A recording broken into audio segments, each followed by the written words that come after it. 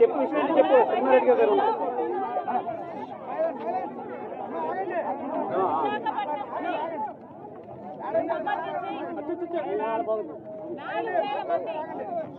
Contract ఉద్యోగస్తులని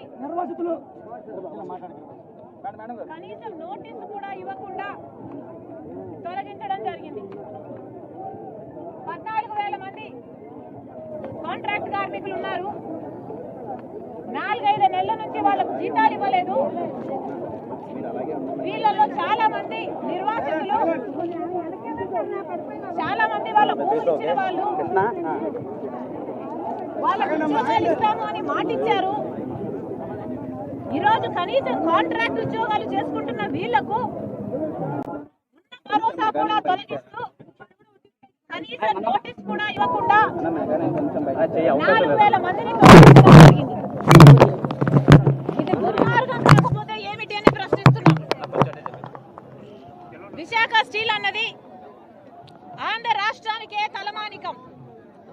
మనందరము తలెత్తుకొని చెప్పుకునేది, గర్వంగా ఫీల్ అయ్యేది విశాఖ స్టీల్. కాంగ్రెస్ పార్టీ ఒకప్పుడు సాధ్యం చేసిన ప్రాజెక్టు, కాంగ్రెస్ పార్టీ ఒకప్పుడు నిలబెట్టిన ప్రాజెక్టు. ఈరోజు కాంగ్రెస్ పార్టీ కేంద్రంలో, రాష్ట్రంలో అధికారంలో లేకపోయేసరికి గత కొన్ని సంవత్సరాలుగా తెలుగుదేశం పార్టీ అయినా, ప్రభుత్వం అయినా, వైసీపీ ప్రభుత్వం అయినా, ఇప్పుడు మళ్ళీ తెలుగుదేశం ప్రభుత్వం వచ్చింది, కనీసం భరోసా లేకుండా పోయింది ఈ ఉద్యోగస్తులకి. వాళ్ళ జీవితాల మీద అయితేనేమి, ఫ్యాక్టరీ కోసం అయితేనేమి. అంచెలంచెలుగా విశాఖ స్టీల్ నీరు గారుస్తూ వస్తున్నారు టీడీపీ అయినా, వైసీపీ ప్రభుత్వాలైనా. ఎందుకు అని అడుగుతున్నాం. ఈ భూముల మీద మీకు కన్నుంది, ఇది ప్రైవేటైజ్ చేయాలని మీకు ఆశ ఉంది. కానీ విశాఖ స్టీలు ఆంధ్రుల హక్కు అని ఎంతో మంది ప్రాణ త్యాగాలు చేసి సాధించుకున్న ఈ విశాఖ స్టీలును ఇంత అన్యాయం ఎలా చేయగలుగుతున్నారు అని అడుగుతున్నాం. అసలు ఇప్పటికే విశాఖ స్టీలుకు ఏ భరోసా లేకుండా పోయింది. సెయిల్లో విలీనం చేయమని డిమాండ్ చేస్తూనే ఉన్నారు. క్యాప్టివ్ మైన్ కావాలి అన్న డిమాండ్ ఎప్పటి నుంచో ఉంది. రాజశేఖర రెడ్డి గారు అయితే ట్రైపార్టీ అగ్రిమెంట్ చేపించి క్యాప్టివ్ మైన్ కోసం ఒక ఏర్పాటు కూడా చేశారు. కానీ ఆయన వెళ్ళిపోయిన తర్వాత అది అటకెక్కింది. కనీసం రా మెటీరియల్ కూడా ఈరోజు డబ్బు లేని పరిస్థితి. పోర్టు దగ్గర నుంచి రవాణాకు కూడా ఛార్జీలు పెంచేసిన పరిస్థితి. అన్ని రకాలుగా దీన్ని ఒక సిక్ ఇండస్ట్రీగా చేసే ప్రయత్నం చేస్తున్నారు పాలకులే. ఒకసారి కాలు, ఒకసారి చెయ్యి తీసేస్తున్నారు. ఇది అవిటి ప్రాజెక్టు, ఇది కుంటి ప్రాజెక్టు, ఇది సొంతంగా సర్వైవ్ కావడం అసాధ్యము అన్న లెవెల్ కు తీసుకొచ్చి దీన్ని ప్రైవేటైజ్ చేసే కుట్ర చేస్తున్నారు పాలకులే. ఏది మాట్లాడినా కేంద్రం చేస్తుంది అంటున్నారే. మరి ముఖ్యమంత్రులుగా ఉన్న వాళ్ళు దీనికి ఎందుకు భరోసా ఇవ్వలేదు? చంద్రబాబు గారైనా, జగన్మోహన్ రెడ్డి గారైనా, ఇప్పుడు మళ్ళీ చంద్రబాబు గారైనా ఎందుకు భరోసా కలిగించలేకపోతున్నారు?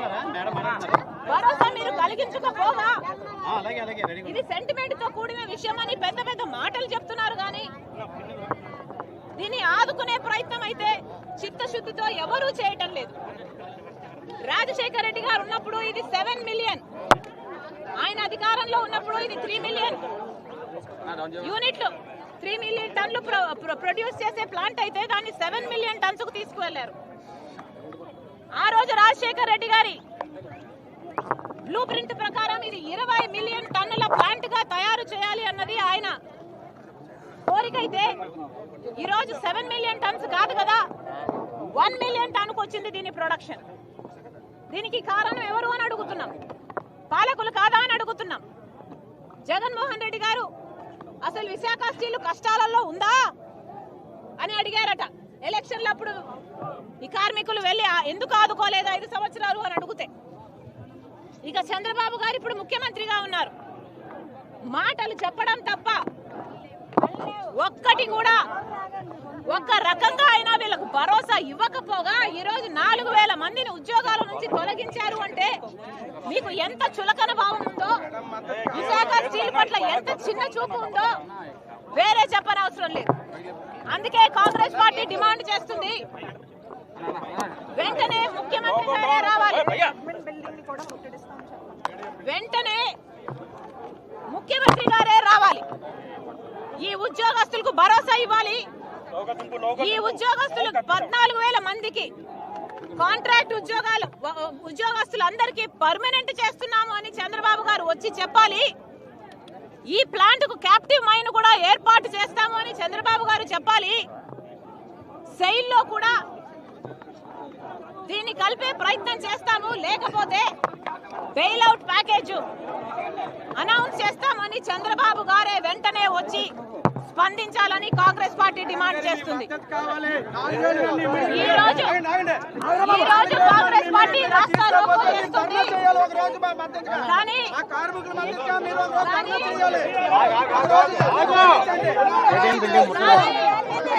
ప్రభుత్వం స్పందించకపోతే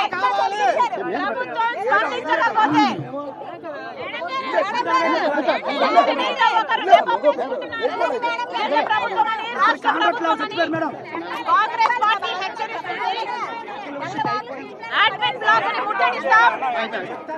ఆ తర్వాత ధర్నాలకైనా నిరాహార దీక్షలకైనా ఢిల్లీకి వెళ్లి పోరాటం చేయడానికైనా వెనకాడదు కాంగ్రెస్ పార్టీ.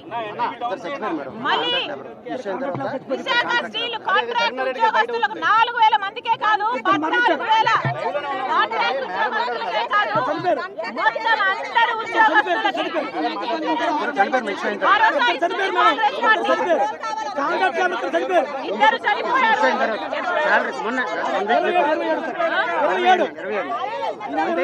తర్వాత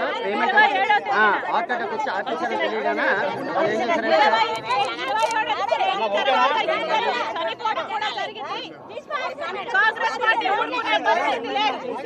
హెచ్చరిస్తున్నాం, చంద్రబాబు గారు వెంటనే రావాలి, భరోసా ఇవ్వాలి. కాంగ్రెస్ పార్టీ డిమాండ్ చేస్తుంది, కేంద్రం తరఫున కూడా స్టీల్ మినిస్ట్రీ నుంచి రావాలి మినిస్టర్. ఇక్కడ ప్రజలకు కార్మికులకు